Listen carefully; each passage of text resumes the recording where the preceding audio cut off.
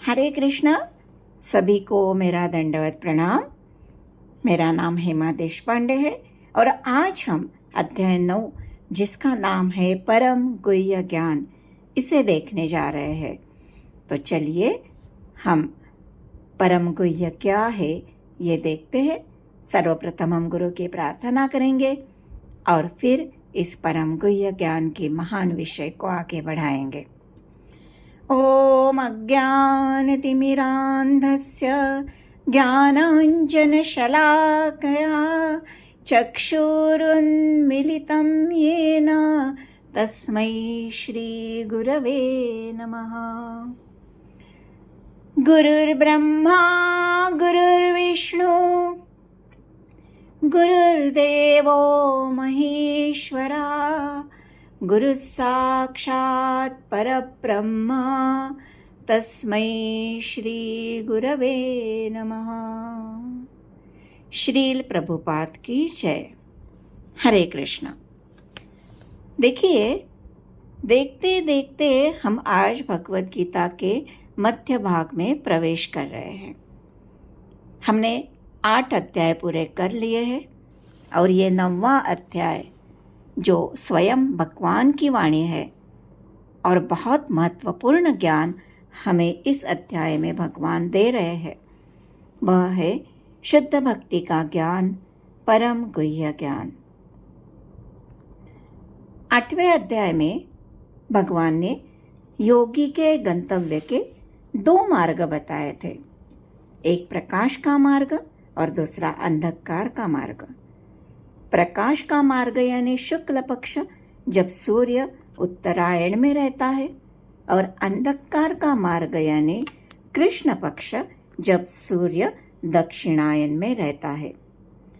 योगी के लिए जब वह देह त्यागता है वो समय बहुत महत्वपूर्ण रहता है, लेकिन ये भी बताया था कि भक्त इसकी चिंता नहीं करता, क्योंकि कभी भी मृत्यु आए उसकी रक्षा स्वयं भगवान करते हैं।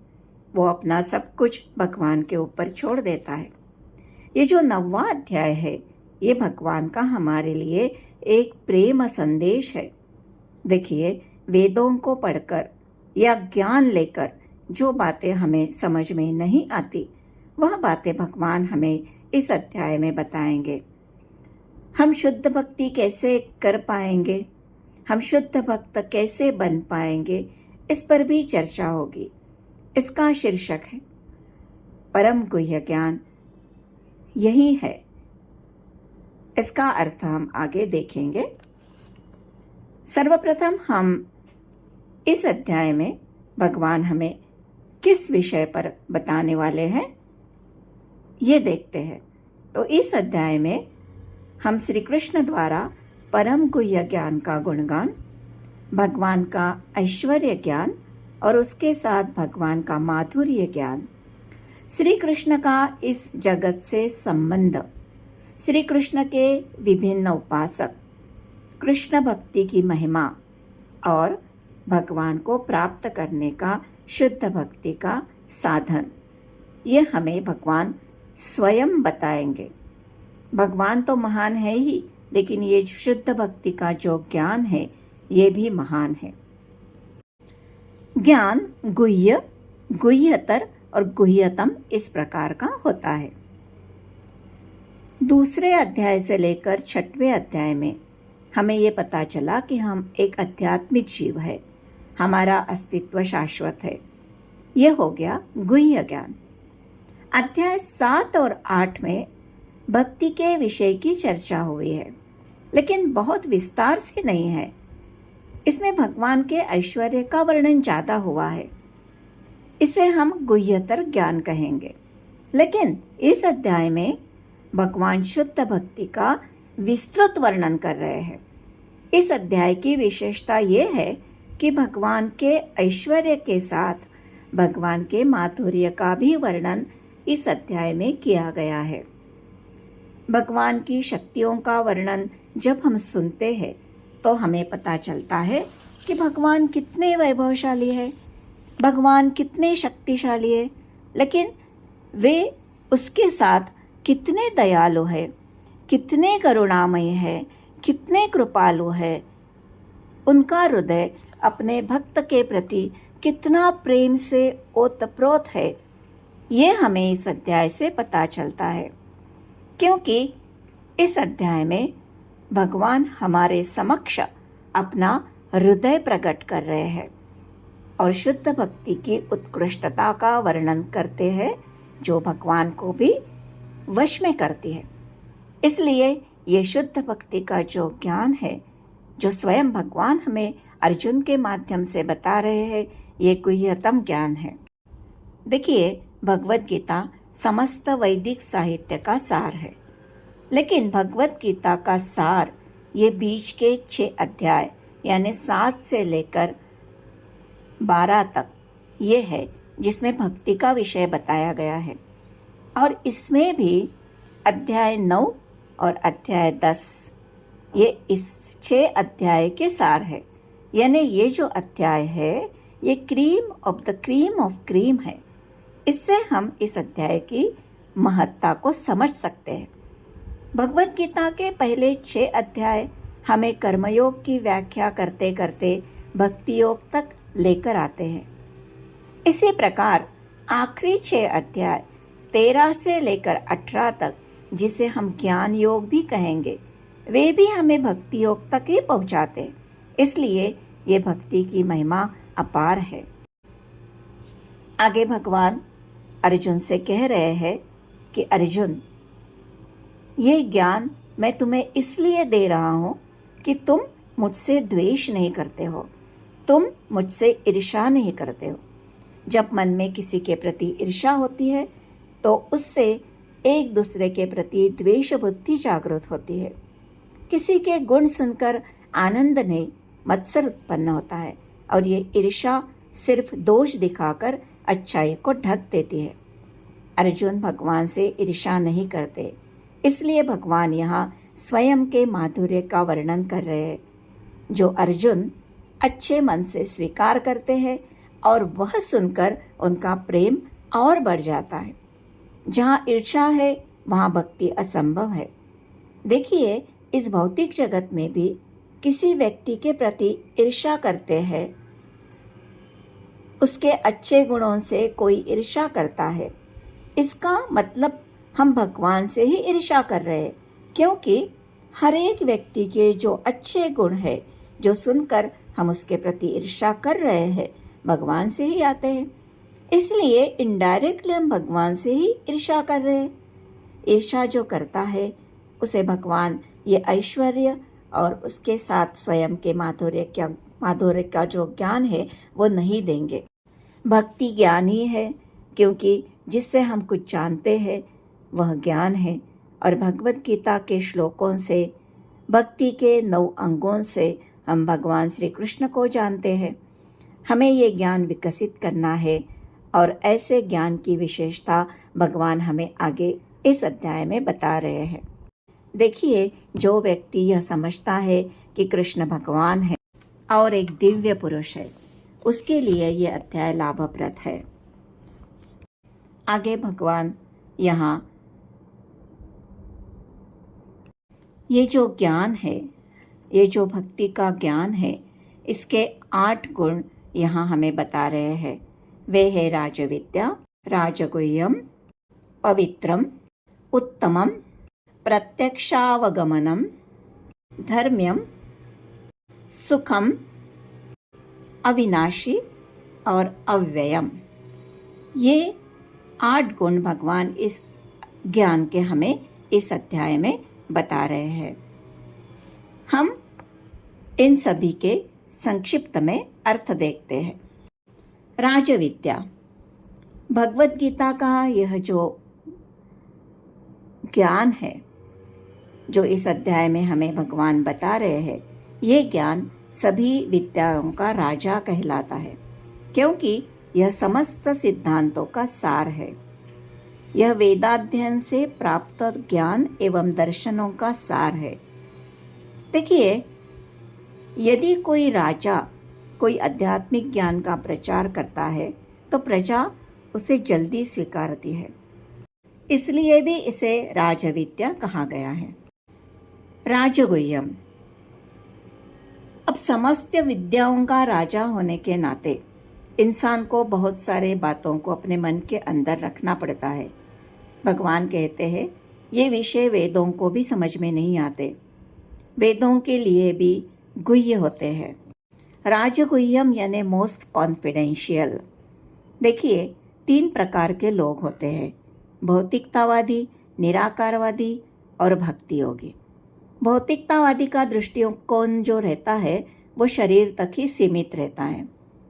निराकारवादी और भक्ति योगी आत्मा और शरीर के अंतर को समझते हैं। लेकिन निराकारवादी की सोच यह रहती है कि शरीर नष्ट होने के बाद हम निराकार में लीन हो जाएंगे, हमारा अस्तित्व खत्म होगा। लेकिन भक्ति योगी ऐसे नहीं समझता। वह भगवान की सेवा यह आत्मा का शाश्वत कार्य है, इस तरह सोचता है। यह सदैव सक्रिय रहता है और वैकुंठ लोक में इसके जो कार्यकलाप है अध्यात्म ज्ञान के गुह्यतम अंश कहलाते हैं। इसलिए ये ज्ञान को गुह्यतम कहा गया है। पवित्रम, भक्ति अपने आप में शुद्ध है, लेकिन जो भक्ति करता है उसे भी यह पवित्र बना देती है। भक्ति पाप और पुण्य के बीच जो रहता है उसको नष्ट कर देती है। यह हमारे भीतर की पाप करने की इच्छा को ही नष्ट कर देती है। उत्तमम, उत्तम का अर्थ है दिव्य, तमस का अर्थ होता है भौतिक जगत का अंधकार और उत्तम का अर्थ है भौतिक जगत से परे। भक्तिमय कार्य भौतिक नहीं है, ये आध्यात्मिक होते हैं और प्रकृति के गुणों से ये अदूषित होते हैं, परे होते हैं। प्रत्यक्षावगमनम, इसके फलों का हम प्रत्यक्ष अनुभव कर सकते हैं। इसे कुछ भी प्रमाण की आवश्यकता नहीं है।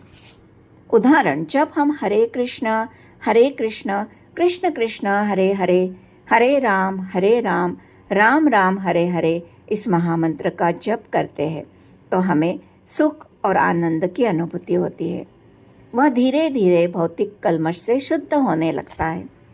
यदि कोई ये भगवद गीता के ज्ञान का प्रचार और प्रसार करता है, उसे अपने भीतर आध्यात्मिक उन्नति का अनुभव होने लगता है, उसे प्रसन्नता मिलती है, आनंद प्राप्त होता है। इसे कोई पूर्व शिक्षा या योग्यता नहीं चाहिए। यह विधि स्वयं इतनी शुद्ध है कि इसमें लग जाने से व्यक्ति शुद्ध बनता है। इसलिए मेरी सभी को विनंती है, इससे मैं भी सम्मिलित हूँ, कि ऐसे कार्य में सभी ने जल्दी से जल्दी लग जाना चाहिए। इसे प्रमाण की ज़रूरत नहीं है, लेकिन शास्त्रों में इसके विषय में बहुत सारे प्रमाण दिए हैं। नारद मुनि भागवतम में व्यासदेव को अपना स्वयं का अनुभव बताते हैं। वे भक्ति में कैसे आए ये बताते हैं। वास्तविक उन्होंने कुछ ज्ञान शिक्षा नहीं ली थी। वे एक दासी पुत्र थे। उनकी माता मंदिर में आने जाने वाले भक्ति वेदांतों की सेवा करती थी। जब ये 5 साल के थे, बच्चे थे, तब ये भी माता के साथ ये कार्य करने लगे। उन भक्ति वेदांतों की सेवा करते करते उनका उच्चिष्ट प्रसाद जब उन्होंने पाया, उससे ये भगवान के भक्त बन गए। देखिए, यदि हम धैर्य के साथ भक्ति में लगते हैं, दृढ़ता से उसका पालन करते हैं, तो भगवान भी हमें वो भक्ति आगे बढ़ाने के लिए बुद्धि देते हैं। भक्ति योग अत्यंत सुखकर है। भक्ति के 9 अंगों का पालन करके ये हमें प्राप्त होता है। श्रवणम, ये सबसे महत्वपूर्ण विधि है। मनुष्य गरीबी के हालत में भी भक्ति कर सकता है, क्योंकि भगवान यहाँ कहते हैं कि मैं प्रेम और भक्ति से अर्पण पत्र, पुष्प, फूल, जल जो कहीं भी उपलब्ध रहता है उसे स्वीकारता हूँ। इसके भी बहुत सारे उदाहरण शास्त्रों में दिए हैं। भक्ति शाश्वत है। जब भक्त भगवत धाम को जाता है, वहाँ भी वह भगवान की सेवा में रत रहता है। यह अविनाशी है। आगे भगवान कहते हैं कि जो मुझ में श्रद्धा नहीं रखता वो मुझे प्राप्त नहीं कर पाता। हमें जिन्हें भगवान में श्रद्धा है ऐसे व्यक्ति की संगति में रहना चाहिए। श्रद्धा का अर्थ है संपूर्ण विश्वास। कृष्ण की सेवा करने से मुझे उनकी प्राप्ति होगी। श्रीमद् भागवतम में कहा है, वृक्ष की जड़ को जब हम सींचते हैं तो उसकी डालें, उसकी टहनियाँ, उसकी पत्तियाँ सभी को जल मिल जाता है और वह तुष्ट होती है। वैसे ही हमारे उदर की तृप्ति होने से जब हम उदर को भोजन देते हैं तो शरीर की सारी इंद्रियों को ऊर्जा मिल जाती है। इसी तरह भगवान की सेवा करने से सारे देवता और समस्त जीव स्वतः प्रसन्न होते हैं। इसलिए भगवद गीता पढ़ने के बाद मनुष्य को कृष्ण की सेवा करनी चाहिए और इस विचार में अगर यह विश्वास होता है तो यही हमारी श्रद्धा है। आगे भगवान स्वयं का भौतिक सृष्टि के साथ संबंध बताते हैं। भगवान कहते हैं, सारे जीव मुझ में है लेकिन मैं उनमें नहीं हूँ। देखिए, भगवान के दो स्वरूप है, ब्रह्मन स्वरूप और भगवान स्वरूप। ब्रह्मन स्वरूप में वे सर्वव्यापी है, सभी जगह फैले हुए, तो भी वे कहते हैं मैं सबसे परे हूँ। ये समझना थोड़ा मुश्किल है। संसार में जब कोई किसी चीज़ में अपना पैर डालता है तो वो चीज़ उसके ऊपर कुछ न कुछ प्रभाव डालती है। पानी में भी जाए और गिले भी न हो, ये नहीं हो सकता। लेकिन भगवान इतना कार्य करते हैं लेकिन उससे प्रभावित नहीं होते। वे अपनी शक्तियों द्वारा सभी जगह व्याप्त है लेकिन सबसे परे है। जिस तरह राजा अपने महल में स्थित होकर अपने आदेशों से सभी कार्य करवाता है, राजा हर कार्य में उपस्थित नहीं रहता, इसी तरह भगवान अपनी शक्तियों द्वारा सभी जगह व्याप्त है लेकिन उनकी अनुभूति हमें हमारी स्थूल इंद्रियों से नहीं होती। इसलिए सामान्य लोगों को भगवान दिखाई नहीं देते। यद्यपि सारी वस्तुएं उन पर टिकी है तो भी वे पृथक है। सारे लोग अंतरिक्ष में भगवान के शक्ति के कारण ही तैर रहे, लेकिन वे इस अंतरिक्ष से भिन्न है। ये उनकी अचिंत्य शक्ति है। वे भौतिक जगत से भिन्न है तो भी प्रत्येक वस्तु उन्हीं पर आश्रित है। ये उनका योग ऐश्वर्यम है। कहते हैं सभी जीवों का पालन का भार मुझ पर है लेकिन वो मुझ पर भार नहीं है। ये उनका अचिंत्य भेदाभेद है। उनकी हर बात अचिंत्य है। वे प्रकृति से जुड़े हैं तो भी जुड़े नहीं हैं। ये बात को समझने के लिए भगवान बताते हैं कि आकाश में वायु सभी जगह स्थित है, उसी प्रकार समस्त प्राणियों को मुझ में जानो। वायु आकाश की परिधि में घूमती रहती है लेकिन वो परिधि को वो पार नहीं कर सकती। परिधि के अंतर उसे स्वतंत्रता रहती है। इस प्रकार वायु निर्भर भी है और स्वतंत्र भी है। आसमान हवा के दायरे को बांध देता है लेकिन हवा को नहीं बांधता। वैसे ही भगवान सभी जीवों के कर्मों के दायरे में उन्हें बांधते हैं लेकिन उनके कर्मों को नहीं बांधते। इस प्रकार जीव निर्भर भी है और स्वतंत्र भी है। एक उदाहरण से हम इसे समझेंगे। कोई बच्चे को अगर माता घर के अंदर बंद कर देती है, उसे घर के बाहर जाने के लिए मना करती है, लेकिन बच्चा घर के अंदर कुछ भी कार्य करने के लिए स्वतंत्र है। और एक उदाहरण से हम ये समझेंगे, जैसे गैया, उसे अगर 2 मीटर की रस्सी से बांध दिया तो वो रस्सी के 2 मीटर अंतर तक कहीं भी जा सकती है लेकिन उसके आगे नहीं जा पाएगी। वैसे ही भगवान हमें कंट्रोल भी करते हैं और स्वतंत्रता भी देते हैं। आगे भगवान कहते हैं, देखो मैं सभी का पालन करता तो हूँ ही, लेकिन मैं सबका सृजन करता और प्रलय करता भी हूँ। कल्प के अंत में सभी प्राणी मुझ में समाते हैं और ब्रह्मा के दिन में फिर से प्रकट होते हैं। यह सब भगवान की अपरा शक्ति की अभिव्यक्ति है। अपरा शक्ति महत तत्व के रूप में प्रकट होती है जिसमें भगवान अपने प्रथम पुरुष अवतार महाविष्णु के रूप में प्रकट होते हैं। वे कारणार्णव में शयन करते हैं और उनके श्वास से अखंड ब्रह्मांडों की उत्पत्ति होती है और ये हर ब्रह्मांड में वे अपने गर्भोदकशाही विष्णु के रूप में प्रवेश करते हैं और प्रत्येक ब्रह्मांड की सृष्टि होती है। फिर ये क्षीरोदकशाही विष्णु के रूप में प्रत्येक अणु में, प्रत्येक प्राणी में प्रवेश करते हैं। समस्त योनियां एक साथ प्रकट होती है और प्रलय के समय जीवों की जो इच्छाएं होती है वह इच्छाएं पुनः प्रकट होती है। इसमें जीव का कोई सरोकार नहीं होता है और भगवान का भी इससे कोई नाता नहीं होता है। वे इससे परे है और ये सृजन और प्रलय के कार्य के बंधन में भगवान बनते नहीं, वे उदासीन रहते हैं और भौतिक जगत के कार्यों से विरक्त रहते हैं। इसके लिए प्रभुपाद जी न्यायाधीश का उदाहरण देते हैं। एक न्यायाधीश किसी को फांसी की सज़ा, किसी को जुर्माना, किसी को दंड देता है, फिर भी उसका उसके ऊपर कोई असर नहीं पड़ता। वह उसका कारण नहीं तो जिसे दंड मिला है वो व्यक्ति उसका कारण है। इसी तरह भगवान भी उदासीन है। सब कुछ जीवों के कर्मों के अनुसार होता है, वे इससे अलग है। और प्रकृति भी भगवान की अध्यक्षता में कार्य करती है, जिससे चर और अचर प्राणी उत्पन्न होते हैं। आगे भगवान कहते हैं, हालांकि मैं ही सब कुछ नियंत्रित करता हूँ, तो भी बहुत सारे लोग भगवान को भगवान नहीं मानते। ऐसा क्यों होता है? लोग भगवान को सामान्य पुरुष मानते हैं। उन्होंने मनुष्य शरीर का आश्रय लिया है, इसलिए मनुष्य के समान ही कार्य कर रहे हैं। इस तरह इनकी सोच रहती है। निराकारवादी कहते हैं कि परम सत्य निराकार है, लेकिन साकारवादी कहते हैं परम सत्य भगवान श्री कृष्ण है, जिनका एक सुंदर रूप है।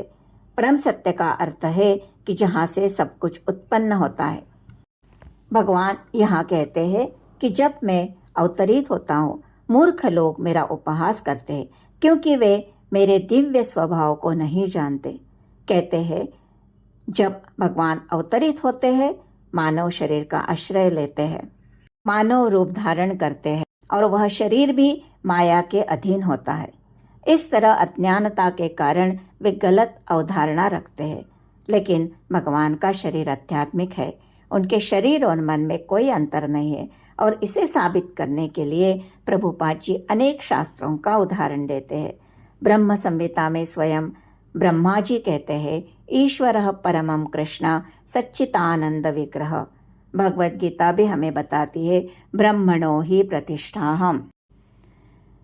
देखिए, पार्वती जैसी महान स्त्री भी जब भगवान मनुष्य रूप में राम जी के अवतार में आए थे तो मोहित हो गए थे। एक कहानी के द्वारा हम इसे देखेंगे। जब भगवान प्रभु रामचंद्र सीता माता के वियोग में बहुत दुखी थे, तो वे सामान्य मनुष्य के समान विलाप कर रहे थे। सभी पशु पक्षी पेड़ पौधों से पूछ रहे थे, मेरी सीता को देखा है क्या? बस तब शिवजी और पार्वती कैलाश की ओर जा रहे थे। शिवजी ने उन्हें देखा तो वो समझ गए कि भगवान लीला कर रहे हैं और प्रणाम करके आगे निकल गए। लेकिन पार्वती ने उन्हें कहा कि आप क्यों इन्हें प्रणाम कर रहे हो? ये सामान्य व्यक्ति के तरह विलाप कर रहे हैं, उन्हें आप क्यों प्रणाम कर रहे हो? पार्वती के मन में संशय आता है, तो वह उनकी परीक्षा लेने के लिए सीता का रूप लेकर उनके सामने आती है। उसे लगता है कि वे उन्हें देखकर खुश होंगे, लेकिन प्रभु ने उन्हें पहचान लिया और पूछने लगे, अकेली कहाँ घूम रही हो माता? शिवजी कहाँ है? तो उनकी आंखें खुल गई, उन्हें पश्चाताप हुआ। देखिए, पार्वती जैसी स्त्री अगर मोहित हो सकती है तो सामान्य जीव ही है। और ऐसा सामान्य जीव जो भगवान को परम पुरुष नहीं मानता, उसका जीवन में कोई उद्दिष्ट पूर्ण नहीं होता। निराकारवादी और मायावादी ये सोचते हैं कि जिस तरह परम सत्य ने भौतिक तत्वों का आश्रय लेकर एक रूप लिया है, हम भी हमारा जो शरीर है ये छोड़ने के बाद भगवान बन जाएंगे। देखिए, ये विचार जो है आसुरी विचार है।